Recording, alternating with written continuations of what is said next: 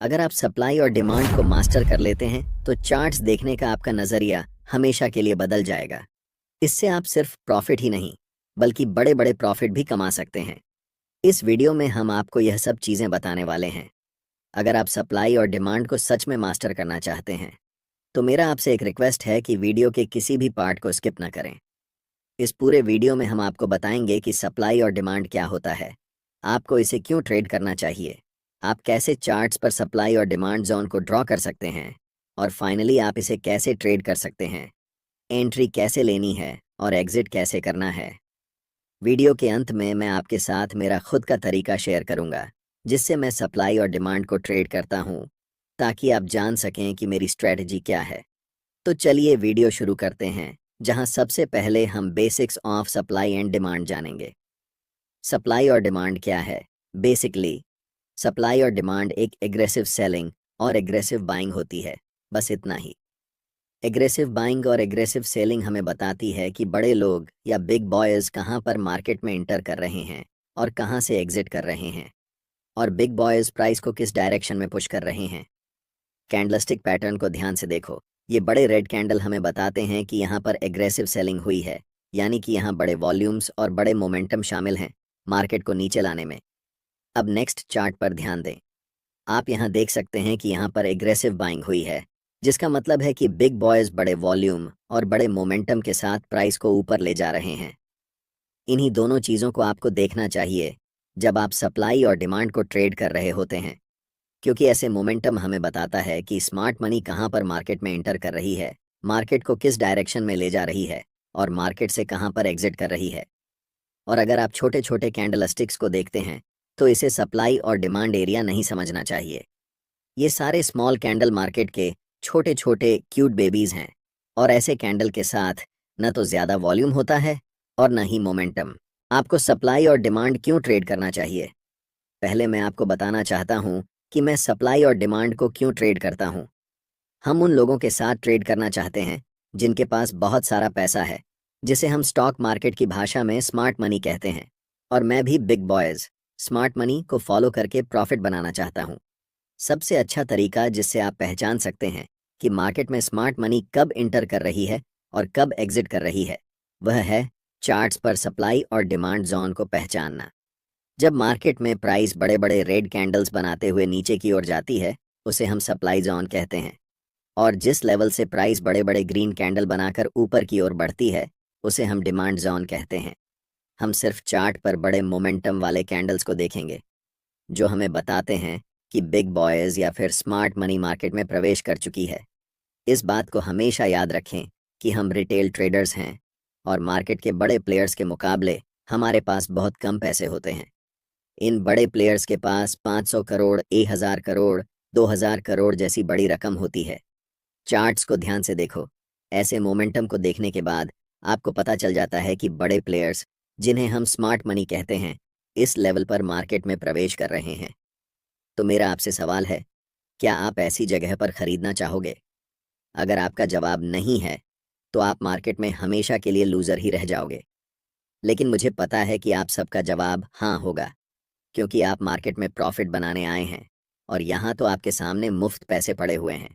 आप जानते हैं कि स्मार्ट मनी के पास बड़े पैसे हैं, बड़ी पावर है, और उनके पास मार्केट को मूव करने की ताकत है। सबसे बड़ी गलती जो रिटेल ट्रेडर्स कर सकते हैं वह है ऐसे स्मार्ट मनी के खिलाफ ट्रेड करना जो आपसे अनलिमिटेड टाइम बड़ा है। अब आपको पता है कि सप्लाई और डिमांड को क्यों ट्रेड करना है। अब हम जानेंगे सप्लाई और डिमांड जोन को चार्ट्स पर कैसे ड्रा करते हैं। एक ज़रूरी बात, अगर आप चार्ट्स पर मल्टीपल इंडिकेटर्स का उपयोग करते हैं या एक साथ 4-5 चार्ट्स देखते हैं, तो आपके पास ट्रेडिंग व्यू का प्रीमियम प्लान होना ज़रूरी होता है। इसका कॉस्ट 12,000 रुपये पर ईयर है।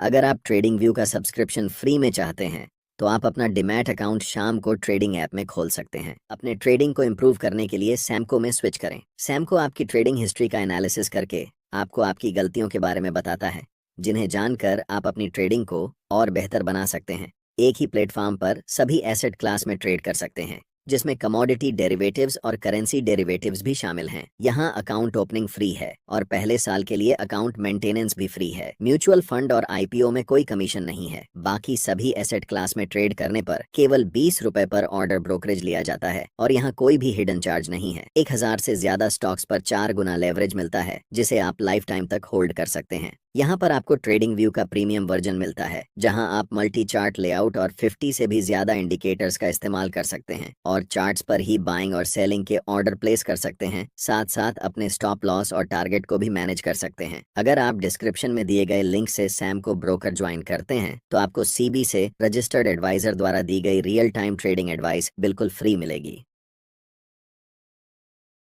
अब हम जानेंगे कि सप्लाई और डिमांड को चार्ट्स पर कैसे पहचान सकते हैं। पहला तरीका यह है कि ट्रेड में आपको तभी एंट्री लेनी है जब आपको कम से कम 3 मोमेंटम कैंडल्स दिखें। हो सकता है कि एक मोमेंटम में 4-5 बड़े कैंडल्स हों, लेकिन कम से कम 3 तो होना ही चाहिए, तभी हम ट्रेड में एंट्री ले सकते हैं। जैसे कि इन 3 मोमेंटम कैंडल्स को देखो। ध्यान रखना कि ऐसे छोटे कैंडल्स को सप्लाई और डिमांड मत समझना। इस एग्जाम्पल में हम इन 3 ग्रीन मोमेंटम कैंडल्स का इस्तेमाल करेंगे। दूसरा चीज आपको यह करना है कि ऐसे एरिया ढूंढना है जहां से मोमेंटम शुरू हुआ है और उन तीनों कैंडल्स के जस्ट प्रीवियस वाले कैंडल पर हम एक रेक्टेंगल बॉक्स ड्रॉ करेंगे। ध्यान देना कि वह बॉक्स कैंडल की हाई और लो को पूरी तरह कवर कर रहा हो। अब जो आपको चार्ट्स पर यह रेक्टेंगल एरिया दिख रहा है, ये पूरा एरिया एक डिमांड जोन है और अगली बार जब भी प्राइस इस जोन में आएगा तब यहाँ से आपको बाय ट्रेड में एंट्री करनी है। क्योंकि यहाँ पर ऐसा हो चुका है, तो ध्यान देने वाली बात यह है कि प्राइस इस जोन तक आया और उसके बाद बड़े ग्रीन कैंडल्स बनाते हुए शूट अप कर गया। सोचिए, अगर आप ऐसी जगह पर मार्केट में ट्रेड एंट्री करते हैं तो आप बहुत ज़्यादा पैसा बनाने वाले हैं। चलिए अब एक और एग्जाम्पल देखते हैं। इन 3 बड़े रेड कैंडल्स पर ध्यान दें। यहाँ पर हमें इन कैंडल्स को सेलेक्ट करना है और इन 3 कैंडल्स के प्रीवियस कैंडल की हाई और लो को टच करते हुए राइट साइड की तरफ खींचते हुए एक रेक्टेंगल बनाना है। ये रेक्टेंगल एरिया एक स्ट्रॉन्ग सप्लाई जोन है, इसलिए हमें वेट करना है कि प्राइस दोबारा इस सप्लाई एरिया में आए। और जैसे ही प्राइस सप्लाई जोन के पास आती है, मैं चाहता हूं कि आप ध्यान से देखें कि क्या होता है। प्राइस इस जोन में आने के बाद थोड़ा कंसोलिडेट होती है और फिर एक स्ट्रॉन्ग रेड कैंडल बनाते हुए नीचे चली जाती है। यहाँ पर प्राइस लिटरली इस सप्लाई जोन के पास आने के बाद कोलैप्स कर जाती है। इससे आप सीखते हैं कि सप्लाई और डिमांड जोन को चार्ट्स पर कैसे पहचानते हैं। अब हम जानते हैं एक और मेथड, जिसे हम कंसोलिडेशन मेथड कहते हैं। इस चार्ट पर नज़र डालें। यहाँ पर प्राइस एक टाइट रेंज में ऊपर नीचे हो रही है, जिसे हम कंसोलिडेशन जोन कहते हैं। अब हम एक रेक्टेंगल टूल लेंगे और इस पूरे कंसोलिडेशन जोन को कवर करते हुए राइट साइड की तरफ रेक्टेंगल को ड्रॉ करेंगे। ध्यान से देखिए कि प्राइस इसके बाद क्या करती है। प्राइस इस कंसोलिडेशन जोन को तोड़ने के बाद रीसेट के लिए ऊपर जाती है और जैसे ही वह रेक्टेंगल बॉक्स को टच करती है, प्राइस वहां से नीचे की तरफ आने लगती है। तीसरा मेथड है आपको ऐसे एरिया को खोजना जहां पर मैक्सिमम नंबर में कैंडल्स की लंबी विक्स हों। चार्ट्स पर विक्स का बनना हमें बताता है कि प्राइस उस लेवल से रिजेक्ट हो रही है और ऐसे लेवल को मार्केट में रिजेक्शन लेवल कहा जाता है। जहां पर मल्टीपल लॉन्ग विक्स वाले कैंडल्स बने हुए हैं, वहां क्या करेंगे कि रेक्टेंगल टूल सेलेक्ट करके इस पूरे विक्स वाले कैंडल्स को कवर करते हुए रेक्टेंगल बॉक्स को राइट साइड की तरफ खींचेंगे। आपको दिखेगा कि अगली बार जब प्राइस इस लेवल पर आई तो प्राइस यहाँ से बड़े बड़े ग्रीन कैंडल्स बनाते हुए शूट अप कर गई। इसे हम कह सकते हैं कि यह एक बहुत ही स्ट्रॉन्ग डिमांड जोन है। अब हम पूरे यकीन के साथ कह सकते हैं कि आप सप्लाई और डिमांड जोन को चार्ट्स पर पहचानना सीख चुके हैं। इसके बाद ये बेहद ज़रूरी है कि आप ये जानें कि आप इसे कैसे ट्रेड करेंगे। इस चार्ट में हमने 3 बड़े ग्रीन मोमेंटम कैंडल्स को पहचान लिया है। अब हम उनके हाई और लो को कवर करते हुए राइट साइड तक एक रेक्टेंगल जोन बनाएंगे और आपका डिमांड जोन तैयार हो जाएगा। अब हम वेट करेंगे कि कब प्राइस वापस इस डिमांड जोन में आएगी।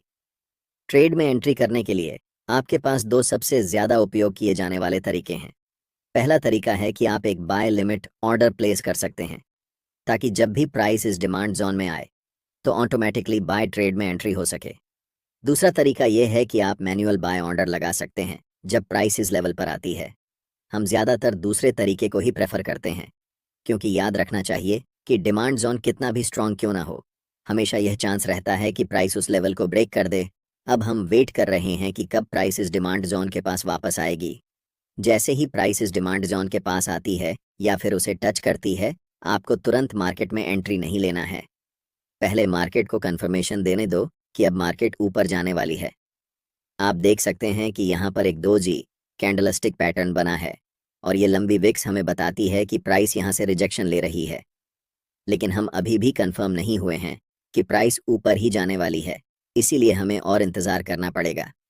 जस्ट नेक्स्ट कैंडल एक बड़ी बुलिश कैंडल फॉर्म होती है और हम यहाँ पर कंफर्म हो जाते हैं कि मार्केट अब यहाँ से ऊपर जाने वाली है, क्योंकि ये बुलिश इंगल्फिंग कैंडल हमें बताती है कि मार्केट में स्मार्ट मनी बाइंग पोजीशन बना रही है। और आप जानते हैं कि स्मार्ट मनी की एंट्री के बाद प्राइस सुपरफास्ट स्पीड से ऊपर जाने वाली है। हम यहाँ मार्केट में एंट्री लेंगे जिसमें हमारा स्टॉप लॉस स्विंग लो के नीचे होगा।